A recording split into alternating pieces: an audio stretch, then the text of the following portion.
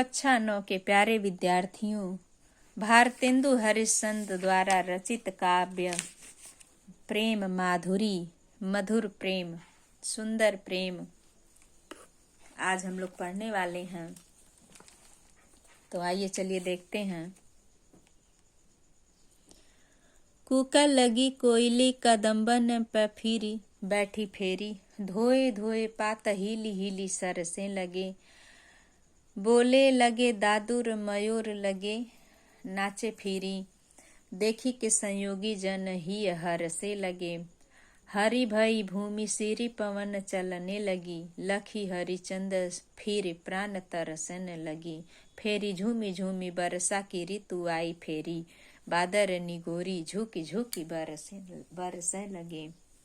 प्रस्तुत पंक्तियों में कहते हैं कि वर्षा ऋतु आ गई है और वर्षा ऋतु के समय में बरसात में जो पेड़ पौधों के पत्ते होते हैं वह धुल जाते हैं, साफ हो जाते हैं। उसी का वर्णन करते हुए कहते हैं कि कूके लगी कोयले कदम्बन पे बैठी फेरी, कोयलियां जो हैं वह कूकने लगी हैं कदम्ब के वृक्षों पर बैठ करके फेरी यानी पुनः दोबारा, धोए धोए पात हिली हिली सरसे लगे, बारिश के कारण पत्ते धुले हुए हैं और पात का अर्थ होता पत्ते धोए यानी पत्ते धुले हुए हैं, हिली हिली सरसे लगी यानी हवा चल रही है तो वह हिल रहे हैं पत्ते धुले धुले से, बोले लगे दादुर मयूर लगे नाचे फिरी, दादुर का अर्थ होता मेढक, मेढक बोलने लगे हैं और मोर जो है फिर से नाचने लगे हैं, देखी के संयोगी जन ही हर से लगे, जो संयोगी जन है जो प्रेमी जन है वह देख करके हृदय से प्रसन्नचित होने लगे हैं। हरि भई भूमि सिरी पवन चलन लगी, भूमि जो है हरियाली से युक्त हो गई है, हरी भरी भूमि हो गई है। सावन के महीने में धरती जो है चारों तरफ हरियाली छा जाती है, हरी भरी घास उग जाती है और पवन चलन लगे, सिरी यानी ठंडी ठंडी पवन चलने लगी है, लखी हरिचंद फेरी प्राण तरसे लगे, हरिचंद जी लखी यानी देख करके कहते हैं कि फिर से यह प्राण जो है कि तरसने लगे हैं, भगवान श्री कृष्ण की याद आने लगी है, गोपियां कह रही हैं। फेरी झूमी झूमी वर्षा की ऋतु आई फेरी, फिर झूम झूम करके वर्षा की ऋतु आ गई है फिर से, बादर निगोरी झुकी झुकी बरसन लगे, निगोरी का अर्थ होता है विकलांग, यह जो विकलांग बादल है वह फिर से झुक झुक करके बरसने लगा है, ऐसा कहते हुए कहते हैं। तो इसमें आप लोग काव्यगत सौंदर्य लिखेंगे, इसमें श्रृंगार रस है और अनुप्रास पुनरुक्ति प्रकाश अलंकार है, ब्रजभाषा है।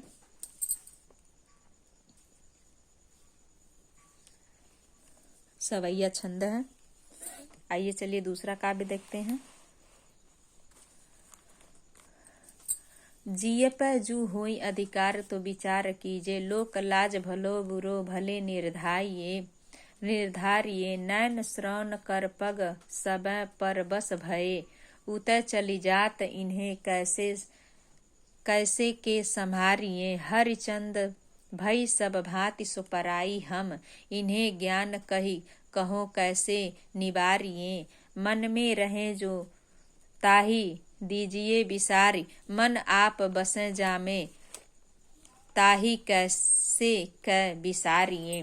प्रस्तुत पंक्तियों में भारतेंदु हरिश्चंद्र जी कहते हैं कि गोपियों का वर्णन किया गया है। प्रस्तुत पंक्तियों में गोपियां कहती हैं कि उद्धव आते हैं ज्ञान की बात सिखाने, तो गोपियां कहती हैं कि जिय पर जो हो अधिकार, हृदय पर जिय मतलब हृदय पर यदि अगर हमारा अधिकार हो तब तो विचार करें, ज्ञान की बात को सोचें, हमारा हृदय पर ही हमारा अधिकार नहीं है, हृदय पर हमारा अधिकार हो तब तो विचार करें। लोक लाज भलो बुरो, लोक लाज क्या होता है, भला बुरा क्या होता है और भले का हम लोग निर्धारण कैसे करें, भले भला क्या है यह हम लोग कैसे निर्धारित कर लें कि लोक लाज क्या है, भला बुरा क्या है, यह हम कैसे जान लें।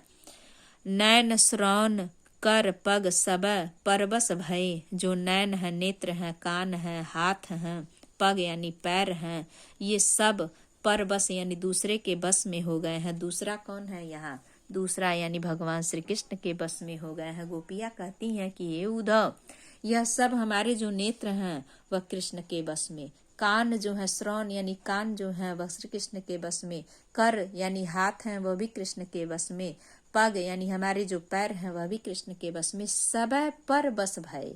सब जो है पर मतलब दूसरे के बस में हो गए हैं। उतर चली जात इन्हें कैसे के संभारिए, वह उधर ही चले जाते हैं, अपने आप चले जाते हैं, इन्हें कैसे हम संभालें।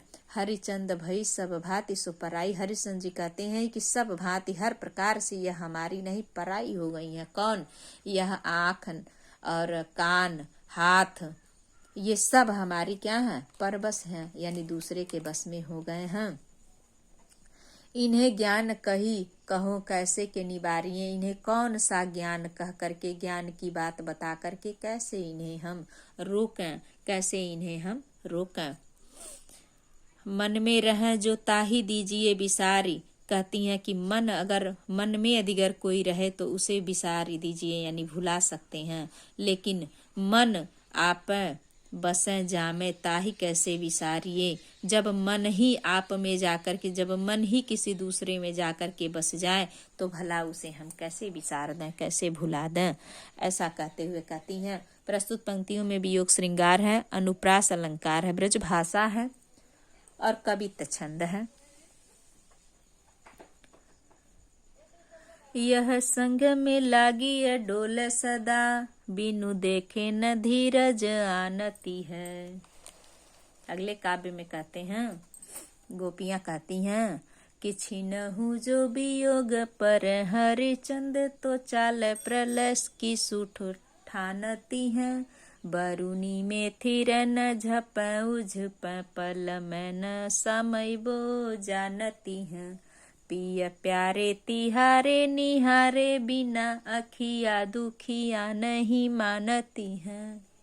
प्रस्तुत पंक्तियों में गोपियां कृष्ण का वर्णन करते, प्रस्तुत पंक्तियों में गोपियां कहती हैं, कृष्ण के विषय में बात करते हुए कहती हैं कि हरिश्चंद्र जी कहते हैं कि यह संग में लागी है डोला सदा। यह संग यानी साथ में लगी रहती है और डोलती है, चलती रहती है सदा। कौन?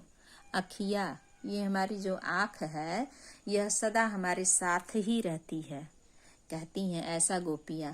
बिन देखे न धीरज आनती है। हे कृष्ण, बिना तुम्हें देखते ही यह धीरज धैर्य नहीं धारण करती हैं। जब तक तुम्हें देख नहीं लेती हैं, बिना देखे मेरे साथ ही साथ चलती हैं, संग लगे ही डोलती हैं। मैं चाहती हूँ कि ये न चले मेरे साथ, क्योंकि यह सदा तुम्हें ही ढूंढती हैं और बिना तुम्हें देखे यह धीरज धैर्य नहीं धारण करती हैं।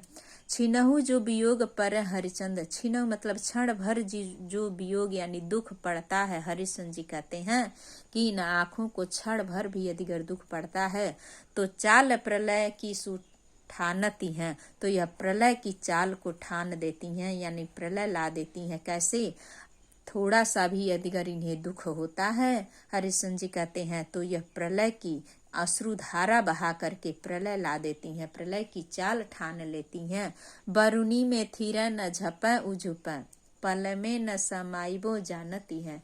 यह बरुनी यह पलकों में थिरें रुकी रहती हैं, ना तो झपती हैं न तो उझपती हैं, न ही यह बंद होती हैं और न बंद होना चाहती हैं, न ही यह खुलती हैं। झपै उझपै न तो बंद होती हैं और न ही यह खुलती हैं। पल में न समयबो जानती हैं और अंदर भी नहीं जाना चाहती, पलकों से अंदर भी नहीं जाना चाहती हैं। यह कौन? आँखों की अश्रु। प्यारे तिहारे निहारे बिना, हे प्रिय जो हमारे प्राणों से प्रिय हैं भगवान श्री कृष्ण, तिहारे यानी तुम्हें निहारे बिना, बिना तुम्हें देखे यह अखिया दुखिया नहीं मानती है। यह अखिया इतनी दुखी रहती है, मानती नहीं है।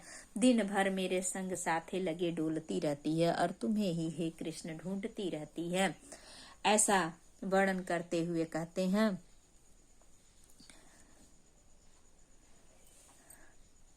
तो प्रस्तुत पंक्तियों में आप लोग देखेंगे कि वियोग श्रृंगार है, संयोग वियोग दो श्रृंगार होता है, तो उसमें वियोग श्रृंगार है, अनुप्रास अलंकार है, माधुर्य गुण है, वृत्यानुप्रास अलंकार है, सवैया छंद है। अगला काव्य हम लोग कल पढ़ेंगे। धन्यवाद।